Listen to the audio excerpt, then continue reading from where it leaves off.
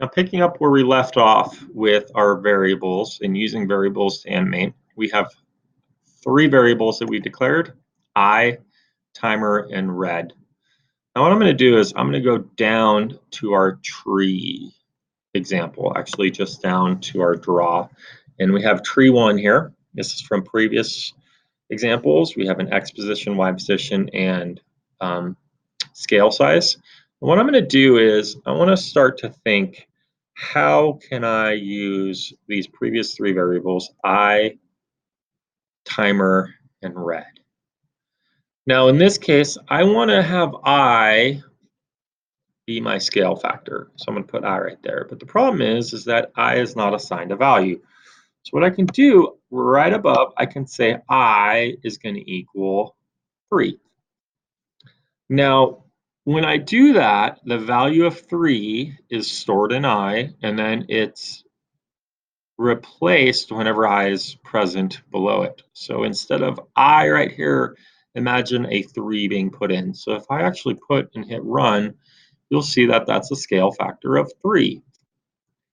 Now, instead of having to place I in multiple locations, or the value of I that I want, I can now use it as my default scale factor. So right here, I have tree 1. It's going to be scale factor of I. And then let's say another tree right there at 0. So now I have 3 trees that are being affected by I. This is actually a really good example of how you can scale them at the same time. So in all these cases, they have a scale factor of 3.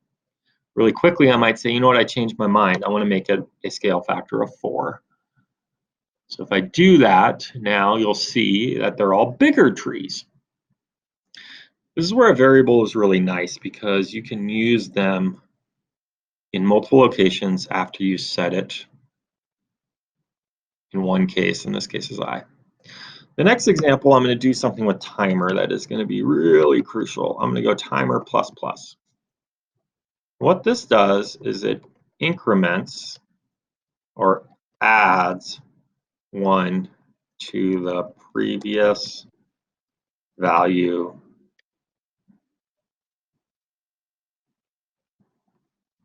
of timer. And to demonstrate this, I'm going to go ahead and I'm going to print out the value of timer. And I'm going to do it in my serial monitor on the bottom. And all I'm going to do is I'm going to print timer. When I hit play, you'll notice that on the bottom, timer is increasing by 1 really quickly. Imagine this as the frame rate.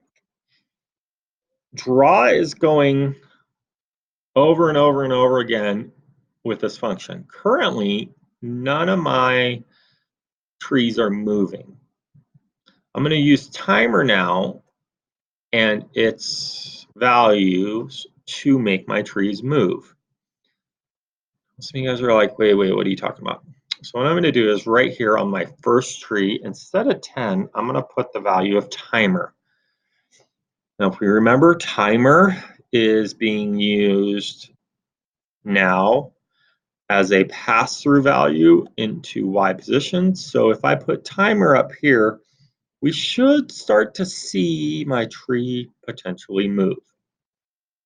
Now, it might be a little odd, but right there, you'll notice the tree is moving down and it's creating a nice little black line. There's a couple things that you guys need to now know about. First off, timer is changing the position of Y. Really nice. Second thing, though, is that nasty little black rectangle, triangle looking object right here. Now, what's happening is that there is a shadowing effect as the tree moves because the picture is just drawing over itself. So it's just redrawing that tree over and over and over and over again. And in this case, it's not being refreshed in the background. This is going to be important when you guys are animating. You actually want to move background into draw. What this does is it has the effect of erasing the previous drawing. So think about it as animation. Back in the day, you would draw one scene, and then you would draw the next scene on a different piece of paper, and then the next scene, and then they would flip through it or move each panel slightly to create that animation. So that's what we're going to be doing now. So if I move background into draw, first thing that we're going to do is now look, redraw the background. So now the tree is moving. Now the tree is moving based off a timer. Now let's do the same thing here, but I want to make it a little bit faster. So what I can do is I can actually multiply it by any number I want. So if I did 0.5, actually it's going to make the timer slower. And then the next one, let's try to make it faster. We're going to go times 2. So what this is doing, we're doing some basic math to the variable timer, which is incrementing by 1. And in this case, we're doing half the rate, or in this case, we're doing double the rate. So we'll see our 3 trees moving now, all at different rates. This first one is twice as fast as the last one, which is now twice as fast as this middle one. The middle one is going half as fast as the previous tree. We'll notice that here, this is, if we want to label it middle, this one is your first, and this one is the last tree. Now, let's say I want the last tree to move faster, I can go times 3. If we did that, you'll see that it's moving 3 times as fast as the original value. This is a way that we can actually move the trees downward. Now, we can also start to mess around a little bit with some math. So if we did plus 100 right in here, and if we go minus timer, we might start to see some different effects. Uh-oh, the tree is going up now. It's because the negative value of timer will cause the Y position to go up. The second value is the starting value, which we did at 500. You'll notice it starts at the bottom of the screen and it's moving in the opposite direction. This is when you really need to understand math. And in this case, these values right here, timer times 0.5 or negative 0.5 times timer, this might be more familiar, plus 500. This is just our slope equation that we did back in Algebra 1, where this is the slope and this is the y-intercept, where this is the change value and this is the starting value. These are all ways that we can use the timer variable. It's very interesting because we can actually do this to other variables if we wanted to. So timer is just one that we like to use because it's the frame rate. Now the last color I want to show you is right up here in what we call red. I could also change it right now. I'm going to go color 1 or background color. Now, why would this matter? Well, down here in background, instead of doing 255, what if I want to change it and go background color?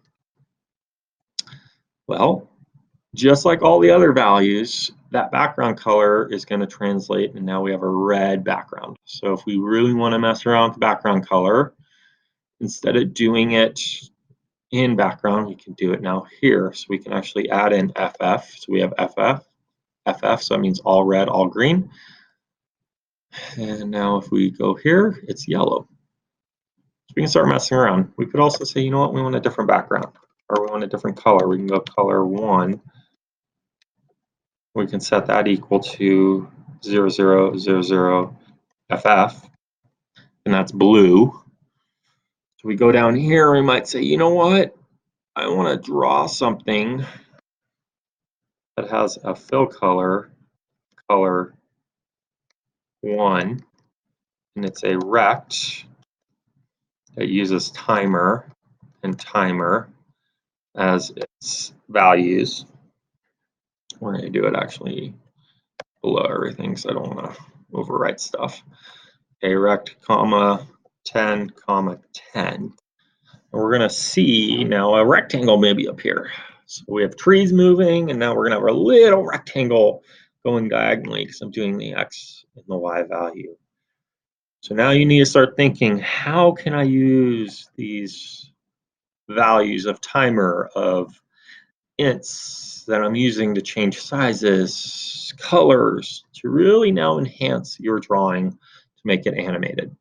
So think through all of the things that you actually want to do, stuff that kind of opens up your world to moving things. There's also other values that you can use, other variables. I'm gonna let you guys explore right now and try to think through what you just saw and how you can use this.